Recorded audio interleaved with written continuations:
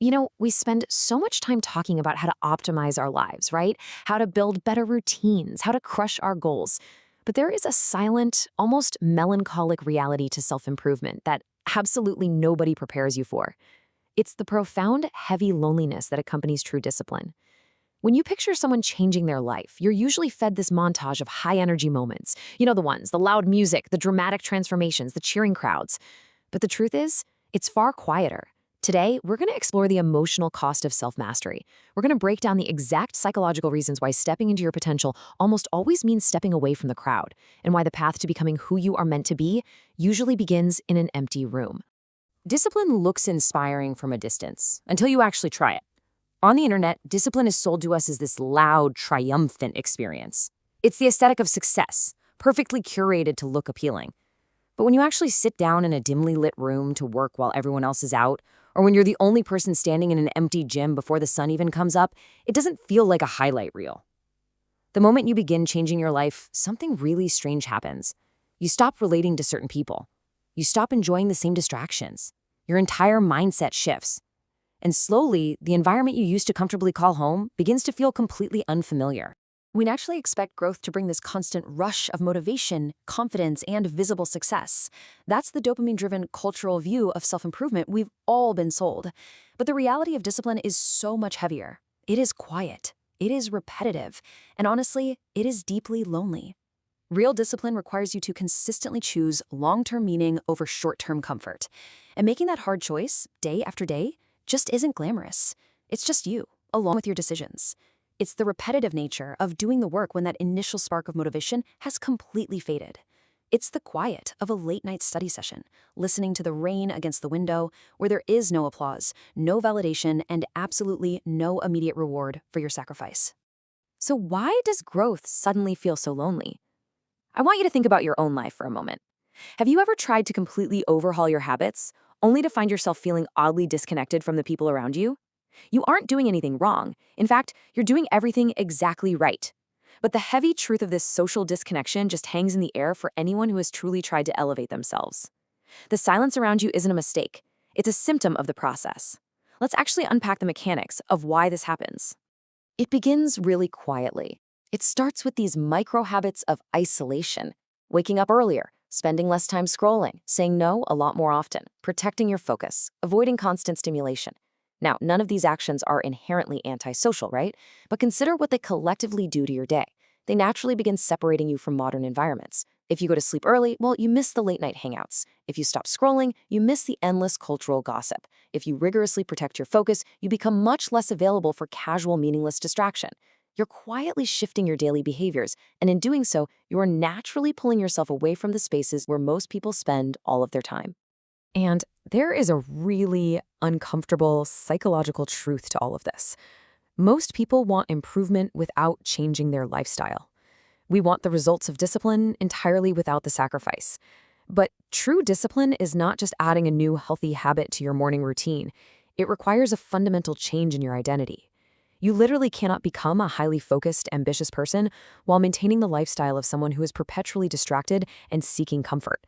You have to let the old lifestyle die. And when you change your identity, the friction with your old world begins. And as that old lifestyle dies and you change your identity, the friction with your old world naturally escalates. Which really begs the question, why do your friends become uncomfortable? Because this is perhaps the most painful part of the entire process. Eventually, people are going to notice your new habits, and sometimes they just don't celebrate it. Sometimes your friends might mock your new diet, or misunderstand why you can't come out, or they just act distinctly uneasy around your newfound self-control. It can feel like a betrayal. You're just trying to better yourself, so why is there so much resistance from the people who are supposed to be closest to you? It comes down to this. Human beings naturally resist change, especially when it exposes their own inconsistency. In psychology, this is known as the mirror effect.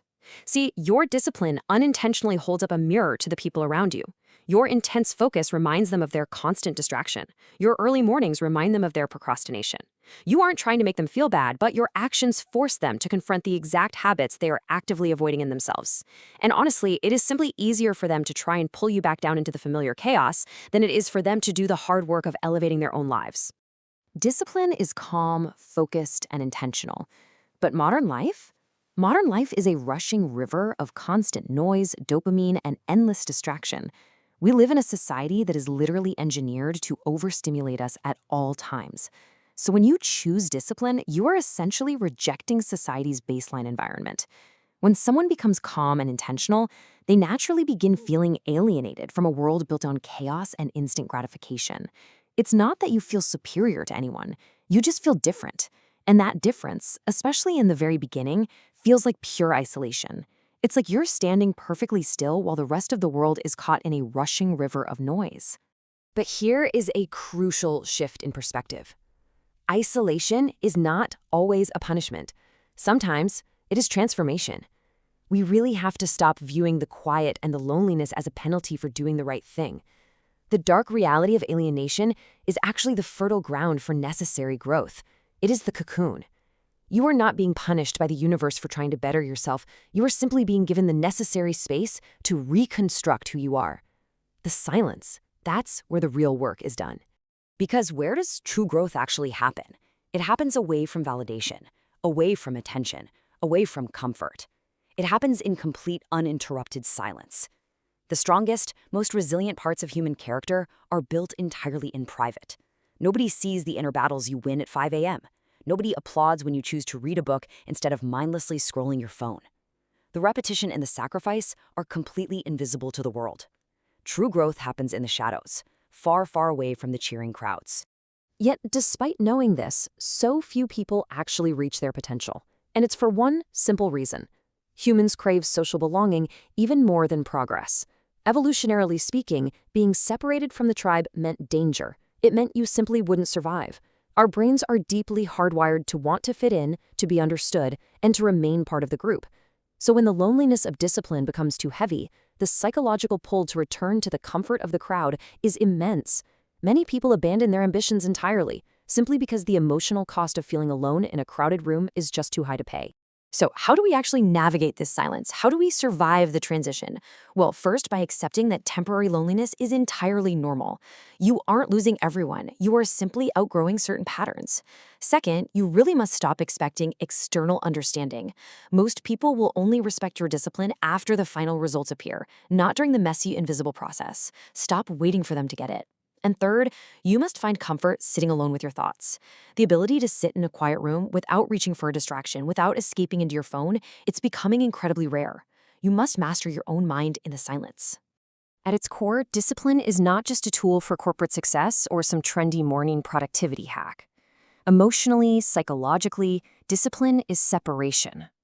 It is the necessary shedding of past identities. It is separating from old habits, from old environments, and most importantly, separating from the old versions of yourself that just no longer serve you. You have to let go of who you were to become who you are meant to be. And saying a permanent goodbye to your former self is inherently a lonely process. Which leaves us with one final, unavoidable question. Are you willing to endure temporary isolation for a future most people will never reach? Because that is the true price of your ambition. It is paid in quiet moments, in misunderstood choices, and in the profound, beautiful solitude of self-mastery.